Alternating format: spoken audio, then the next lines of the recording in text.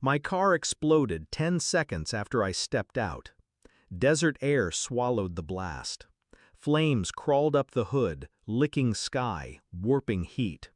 Bits of glass rained around me. I didn't flinch. My phone rang. I answered. Her voice was calm, mocking. "Say goodbye to our little burden." Click. Then the second call came, a video feed. My daughter, dirt-streaked cheeks, her hands tied, her voice shaking. "Daddy, Grandpa's lowering me into the well. He's pouring—" Static. Then fire. Not the burning kind, the other kind. I drove with a bent fender, a cracked windshield, and murder inside me. The sheriff's station door crashed open under my shoulder. Sweat, dust, rage. Deputy turned. Her brother. His smile sliced. "Farm's gone quiet," he said, thumb tapping the side of his holster. "Your wife's planning a bonfire celebration. It started 6 months ago." A subtle shift in my daughter's drawings. Figures missing eyes. A house with no doors. Her mom never in the pictures. Then the locked basement door. Then the slip of the tongue. "Grandpa says you don't really love me, that you're just pretending." She said it like she was repeating a bedtime story.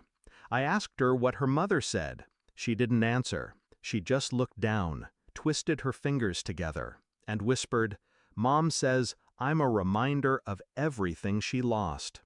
The night I heard her crying behind that door, quiet, breathless sobs, I knew something inside our house had gone wrong, but I didn't confront. Not yet. You don't tip your hand when your enemy sleeps beside you. You study.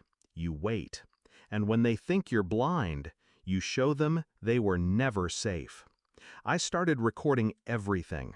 Planted cameras inside teddy bears, vents, behind mirrors. I installed a silent voice recorder in her car. Her phone synced to a cloned backup. Weeks passed.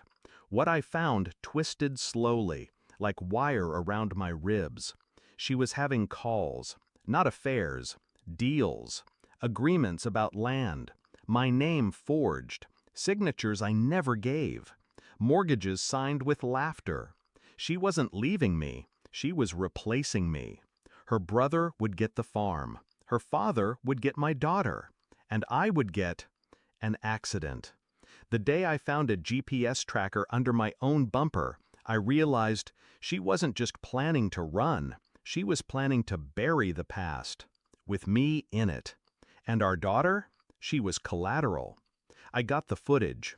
Grandpa, dragging my daughter, limp and dazed, her voice pleading, soft from the drugs. The well, the gasoline can. He wasn't hesitating. He'd done this before. The files from the clinic confirmed it. Off-the-books prescriptions under aliases linked to my wife. Photos of her father with a woman in Nevada. A shallow grave. A previous wife. A previous child. Missing. Never found. The call logs placed her brother near the farm every night I was away for work. He'd been guarding her. Not protecting. Preparing. I compiled it all. Timeline. Faces. Audio. Signatures. The smell of fire before the flame. Then I walked into the sheriff's office again, slid the folder across the desk, didn't say a word, just stared. Sheriff glanced down, flipped the first page, then the second. By the fifth, his hand started to tremble. I didn't press charges, not yet. I waited until she called. She didn't ask if I was alive. She asked where the deeds were. You've always been stubborn, but this time, just give me what's mine. I asked her one question. Did you cry when you heard our daughter scream? Silence. Then laughter. Short, dry, detached. I sent the video of the well to her phone. 5 seconds later, the sheriff's department got a second copy. The third went to every contact in her phone labeled investor.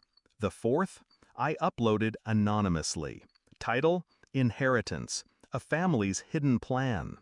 By nightfall, every local news station had it. By dawn, The farm was swarming. Her brother? Disarmed and detained. Her father? Found drunk, half-burned, ranting in the woods. She? Vanished. But not far. They always return when they believe they can still win. That's when you show them they already lost. My daughter sleeps now with her head on my lap, safe. The house is quiet.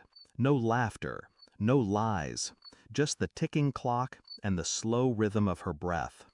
I watch her chest rise and fall. Then I glance at the last picture she drew. Me, alone, smiling. I tape it to the wall, a reminder, not of what I lost, but of what I chose to burn away. And as I step outside, light a cigarette in the cold morning dark, I whisper the last thing I never told my wife. You buried the wrong one, and I don't look back.